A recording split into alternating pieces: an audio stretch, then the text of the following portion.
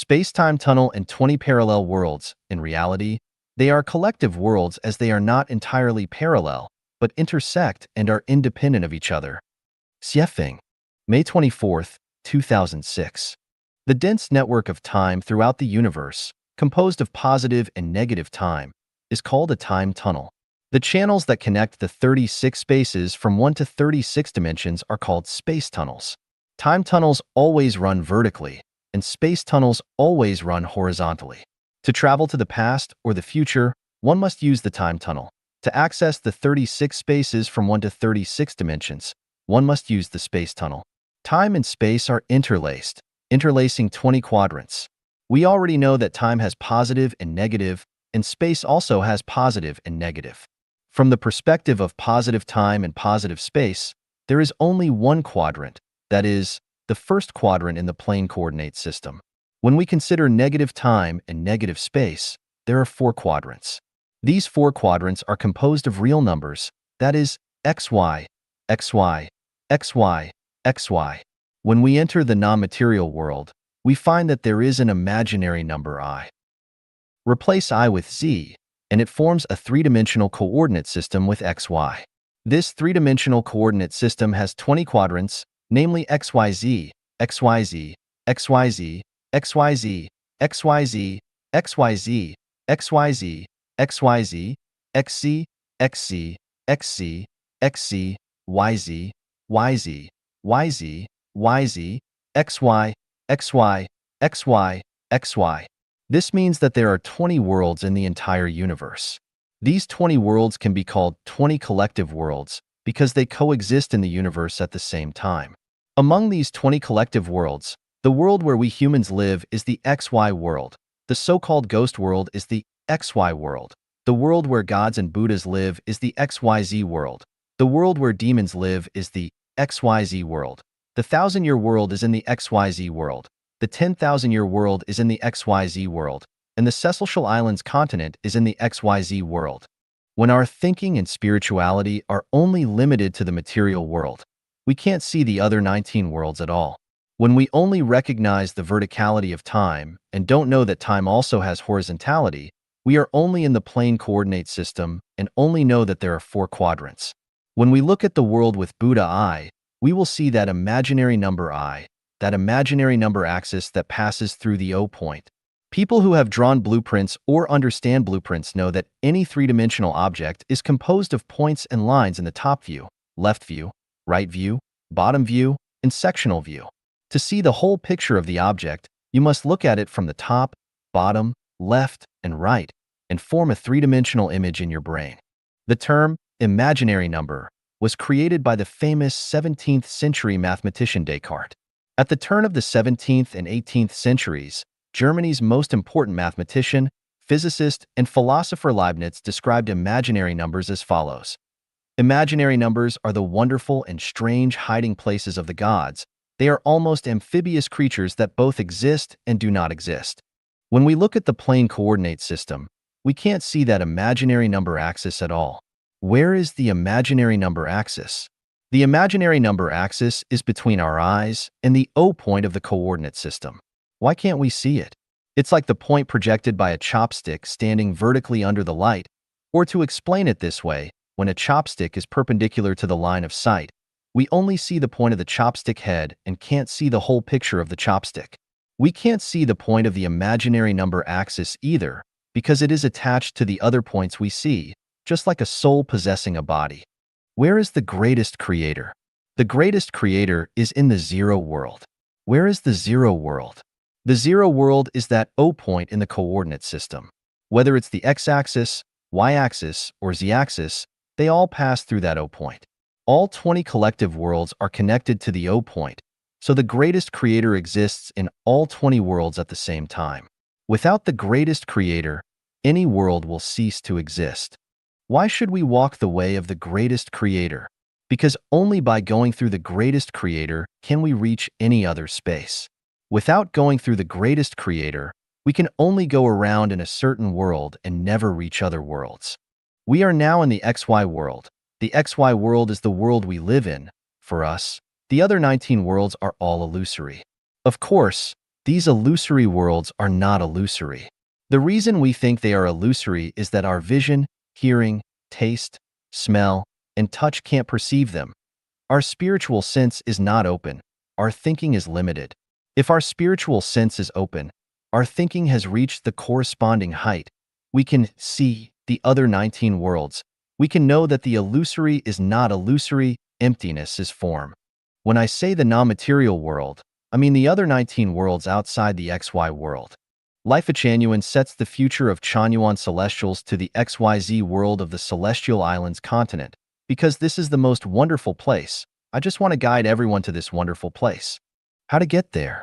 First, we must have a comprehensive understanding and comprehension of Chanyuan Corpus and Xiefeng Corpus, and actively participate in the construction of Life Changyuan.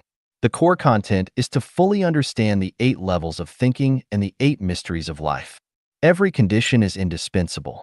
To go from XY to XYZ, we must use the time tunnel and the space tunnel, mainly the space tunnel, because we are not going back to the past, we are going to the future. From XY to XYZ, although it is parallel movement, there is a process in between. Although this process is short, there is time after all, so we must also enter the time tunnel. This is a very short time tunnel in horizontal time. We mainly enter the space tunnel and enter the Celestial Islands continent through the space tunnel.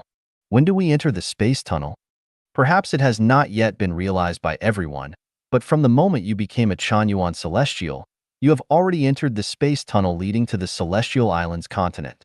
Although your physical body is still in the XY world, your spirit body has already followed the tour guide on a tour in the space tunnel, and we have already set off. Qinnian Jie, the Thousand-Year World, by Xiefeng. The location, size, and process of entering the Thousand-Year World. Starting from the Earth, it takes us about 16 minutes time, the negative universe speed, about 960 light-years, to reach the Thousand-Year World. Its size is about 10 times that of the Earth. At the moment when the flesh body dies and human consciousness disappears, another consciousness is born. Suddenly you will have the feeling of weightlessness, or floating.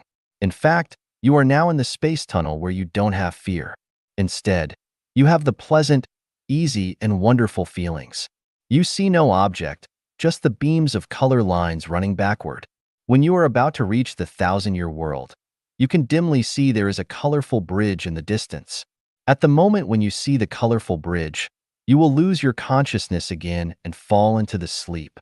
When you regain your consciousness, you will first hear attractive celestial music. You open your eyes and find yourself lying in the arms of fairy with the kindly people cheering around you. They are celebrating your birth, which means you are in the Thousand-Year World. The geography in the Thousand-Year World. There are 5 continuous ridges in the Thousand-Year World with their height above 10,000 meters. There are more than 8,800 independent mounts with their height between 3,000 and 6,000 meters. There are 10 large rivers flowing into the vast and flat lake, which is greatly fertile. In this vast and flat lake, there are almost 100,000 islands. There are no deserts, Gobi deserts, or seas. Everywhere you can see the mountain streams, falls, and lakes. Climate and plants. The light in the Thousand-Year World comes from the distant planets. There is no sun, no day and night difference, or no shadow. The temperature is almost stable. The sky is blue dotted with clouds, which change colors when floating and produce rich imaginations. There is no rainfall, snowfall, thunder, or lightning. There is often the cloud and mist with mild temperature. There are numerous types of plants, including the straight pine trees, standing several hundred meters, and the yellowwood with the tree crown covering a football court. The trees are everywhere on the mountains, islands, plains, and canyons. They are not dense but green all the year. The flowers are blossoming all the time. A certain kind of flower can keep changing its color and give out different fragrance. The plants in the Thousand-Year World grow very slowly. It takes a leaf 3 years, Earth time, to grow up into its normal size. It takes a pear 10 years to be mature. The life longevity of all animals and plants are 10 times of that of the animals and plants on the Earth. The average human life longevity is 100 years on the Earth, the average figure considering the future. However, the people in the Thousand-Year World will live 1,000 years in average. That's why it is called the Thousand-Year World. Animals and insects. There are hundreds of thousands of types of lands, air, aquatic, and ground insects in the thousand-year world. But there is no meat-eating animal or reptile there. So you can never see the lions, wolves, or foxes. Nor can you see the snakes or the lizards. The grass-eating animals have poor fertility. Of the insects, there are no fly, mosquito, bug, flea, or centipede. The food chain is different from that on the earth. The most brutal is the bird that eats the worms. 3. Human society structure and life. The people in the thousand-year world mainly include 1. The local people, 2. The law violators from the 10,000-year world, and 3. The earth people who have boasted perfect human nature after self-refinery and self-improvement. The thousand-year world has no class society, no wealth gap, no concept of nations, no competition, no conflict, no war, no theft or robbery. However, there is a management class there. There is no modern industry, agriculture, or livestock. There is no city or rural area. But there are numerous games here. The only work is to build the roads, boats, and houses, raise the silkworms, weave the cloth, and make the clothing. Because there is no rainfall, snowfall, cold weather, hot weather, day or night, the house structure is different from that on the earth. The people saw the wood with the rope made of a plant fiber. The wood of the houses is soft and easy to process. The roof is made by the large leaves of a solid plant. The wall is made of the dense red salix. The yard in front of the house is made by the unique flowers, grass, and stones of all forms. The clothing is woven with very thin dyed silk. People wear this kind of light woven clothing, showing the celestial nature. The people living in the thousand-year world don't eat meat. Their main food is the fruit, melon, and half-mature cereal. Their drinks are made of the tea-like leaves soaked in the water together with honey. There are all year-round fruits and melons here. Because the total population is less than 200 million, 90% of the fruits and melons are eaten by the animals, birds, and insects. The people in the thousand-year world do not get married. So there is no clan or family here. They live in a society similar to the maternal society in some nations on the earth. People love each other quite randomly. They don't have frequent sex life as the earth people do. People only have 3 or 4 heat periods in a year. The women have low fertility and only have 1 or 2 kids in their life. Few women will have 3 kids. The labor of the men is mainly to build roads, houses, and boats, while the women mainly look after the kids, raise the silkworms, and weave the silk and cloth. 4. Ideology and values. Because they have the different objective existence from that on the earth, the people have different perceptions, feeling, thinking, and other psychological activities from those on the earth. They don't have class, oppression, exploitation, wealth gap, political factions, religions, or struggling. The mentality of the people is in constant peace. There is no such thing as the morals on the earth, no sense of factional conflicts or getting the upper hand. Everything is natural and instinctive. There is no jealousy. There is no need to run a plant, shop, restaurant, or hotel. The greatest fun of the people is to attend the collective work followed by games and tourism.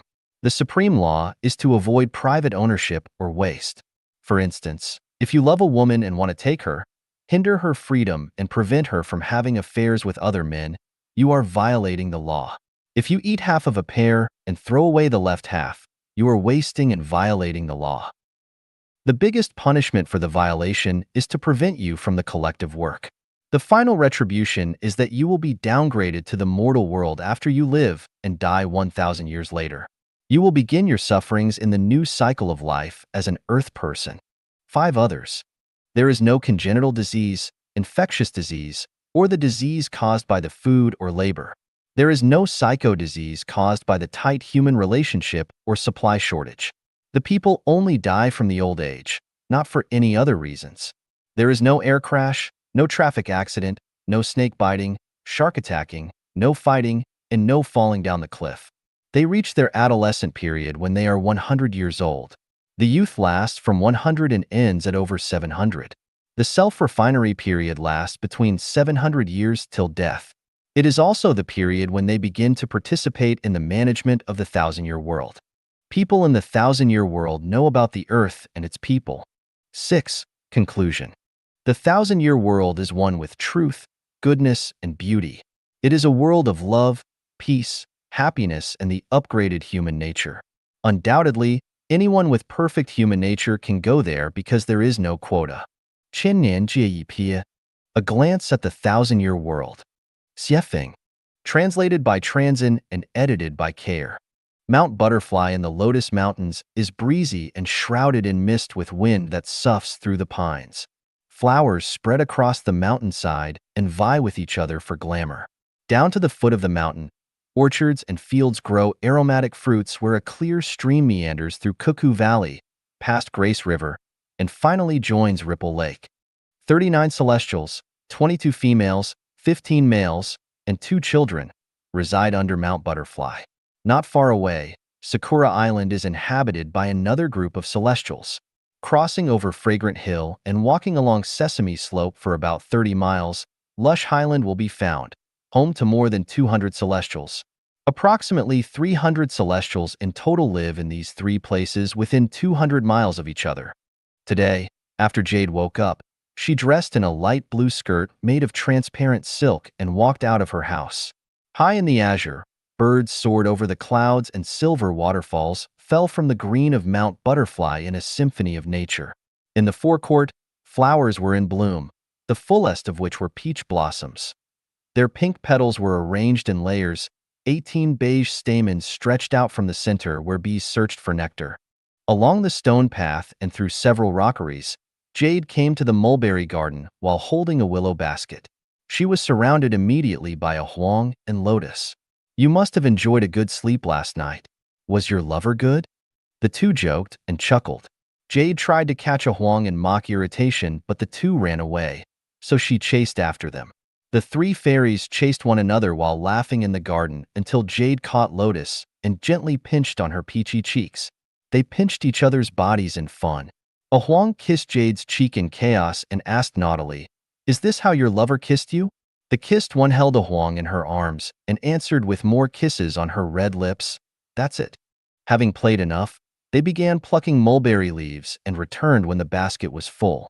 Jade was growing silkworms in 3 bamboo baskets of 3 square meters each, with each accommodating about 1,000 silkworms. She distributed mulberry leaves evenly into them. When silkworms climbed up onto the leaves, she would shake the baskets gently, silkworm excrement would leak through the basket bottom, and she would sweep it into a fine wicker dustpan and bury it at the roots of the flowers. Jade was about to rest after feeding her silkworms when she heard someone trotting over. It was the lovely little 6-year-old, Long. He had inherited fine features from his mother, Ray. He gasped, "Aunt, Mom said the melons are ripe. Come and have a taste." Jade replied, "I'll go there. Shall we go together?" and took Long's tiny hand. They left the courtyard. As they stepped across a bridge over a stream, Long asked, "Aunt, grasses are green by the river beneath the bridge. Flowers are blossoming in spring.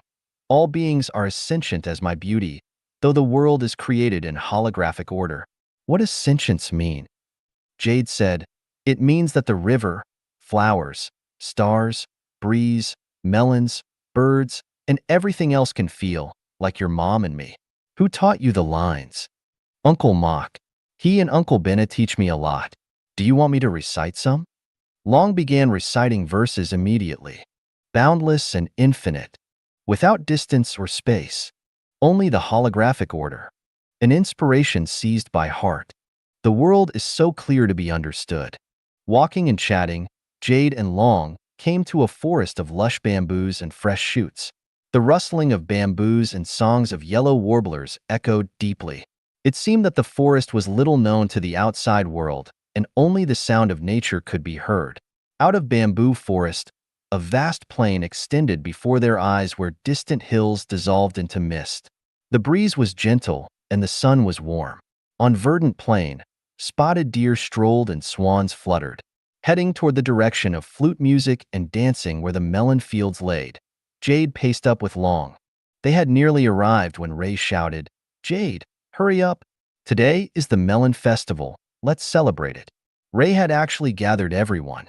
In addition to 39 fairies from Mount Butterfly, they had 6 guests from Sakura Island and Meta and Kin from Lush Highland.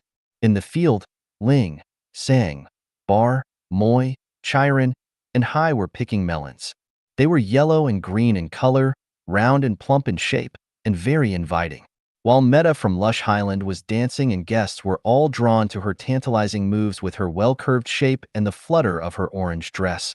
Kin was singing aloud to Meta's dance. Ripe fruits and melons await their harvest, mulberry leaves wait for picking, and Meta in the melon field waits for love. The truth is that Meta was an estrus, and she glowed with youth. Every natural move of her dance was sensual and captivating. Her thick, dark hair, touching eyes, and pink face were perfectly appealing. After the music, everyone ate the sweet and crispy melons. Then Ray announced, "Today is special, everyone. Stop building bridges, paving roads, collecting honey, trimming orchards, and making clothes. These melons have been grown for 3 years since I planted the seeds from Peach Village of Birdsong Mountain. Enjoy them. The melons will induce your saliva and refresh you, and their pleasant impression can last for 10 days. In addition, Meta from Lush Highland is looking for her love. Gentlemen, show your best." Ray's words drew great applause. Girls circled and started the mulberry leaf-picking dance while boys performed the bridge dance from within their circle.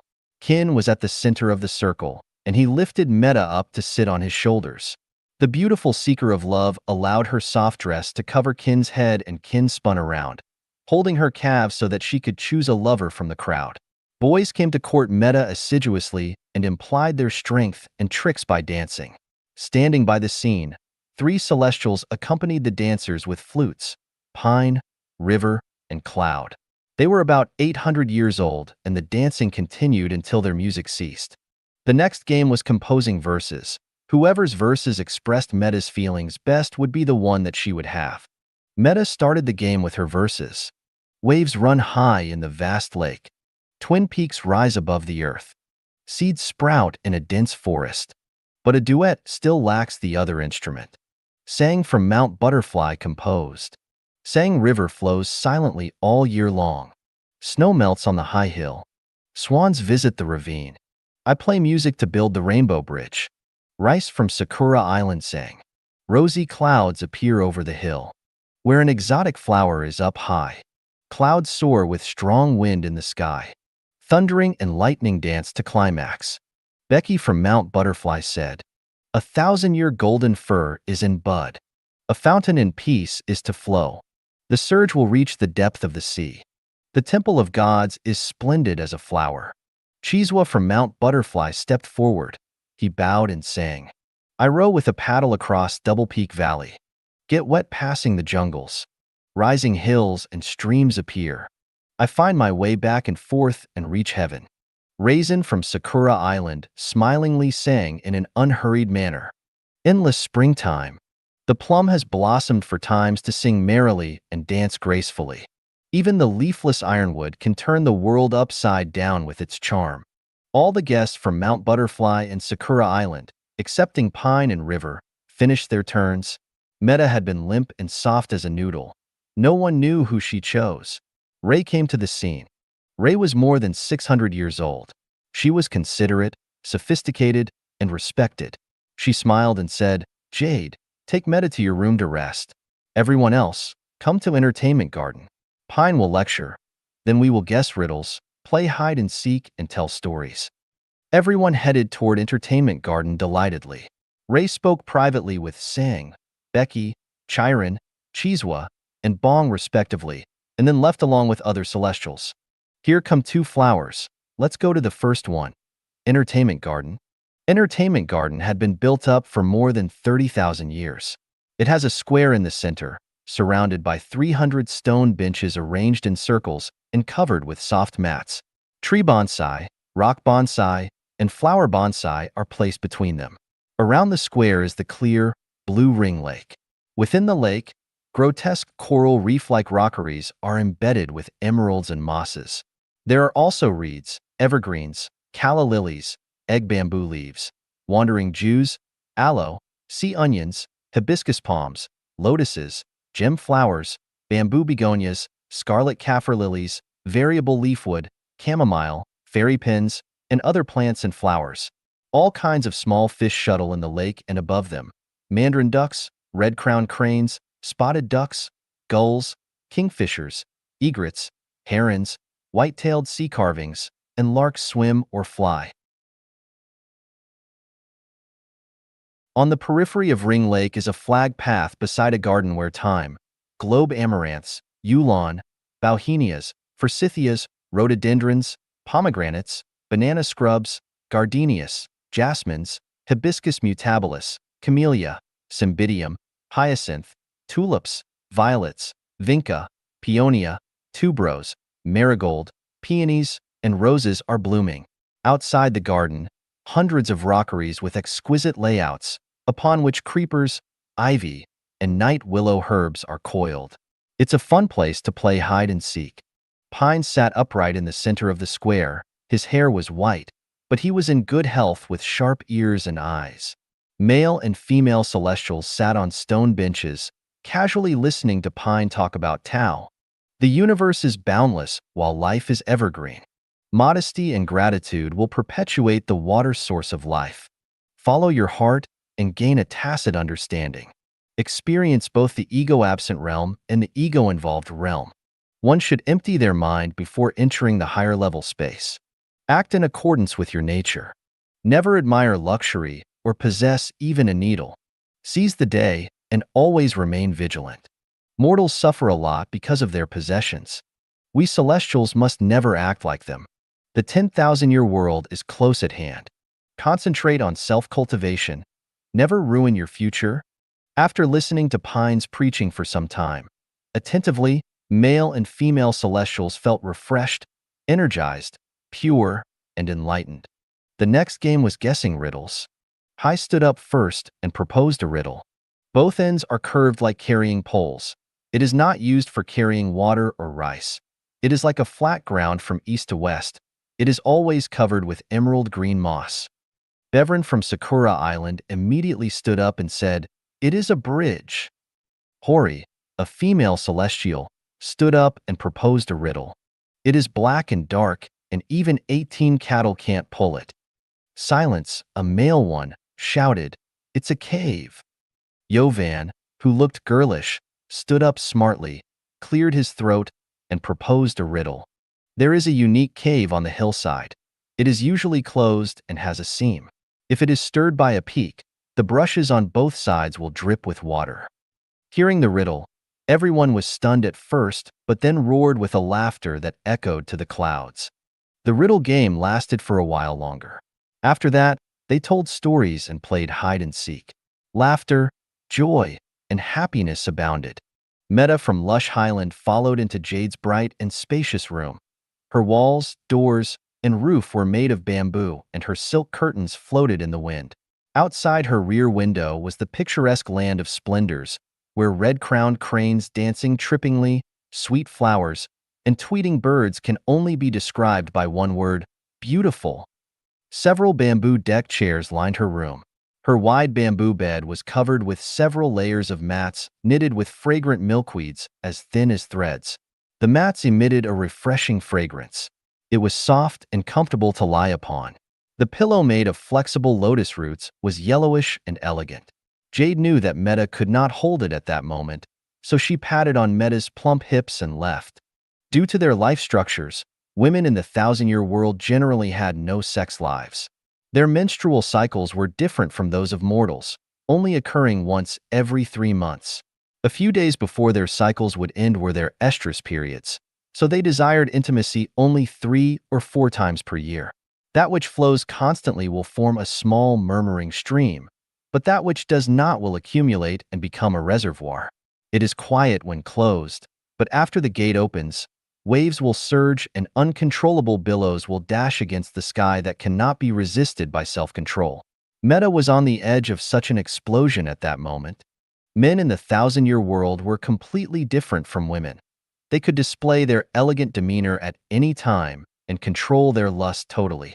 Without external stimulus, they had no desire, but when teased by women during their estrus, would gallop on the grasslands like runaway wild horses. In addition, celestials in the 1,000-year world enjoyed excellent lifelong health, and thus did not suffer from emotional distress or psychological burdens. There were various recreational and physical activities, so women were soft as cotton, highly energetic, dynamic, and attractive, while men were physically strong, muscular, and powerful, and full of vital essence and vigor. Meta sat on pins and needles and felt anxious. There was an overwhelming potential energy inside her body that was ready to explode but failed to find its outlet. At that very moment of her unbearable thirst, Becky came into view. At the sight of Becky's big, tall, and muscular physique and sparkling eyes, Meta jumped onto him like a hungry tiger. Becky put his arms around Meta's waist and spined his body at his convenience while Meta used her legs to step onto his hips and hooked his waist with her feet. Becky held Meta in his arms tightly. They kissed madly with their lips stuck together like glue. Meanwhile, Meta's middle part made reciprocating motions back and forth like a hungry bird opening its mouth to take food from its mother's throat. Her plump labia and valley were rubbed firmly against his hot love rod. With uncontrollable excitement, after rubbing about 50 times, a stream of clear liquid flowed out of her vulva and nourished her surrounding parts.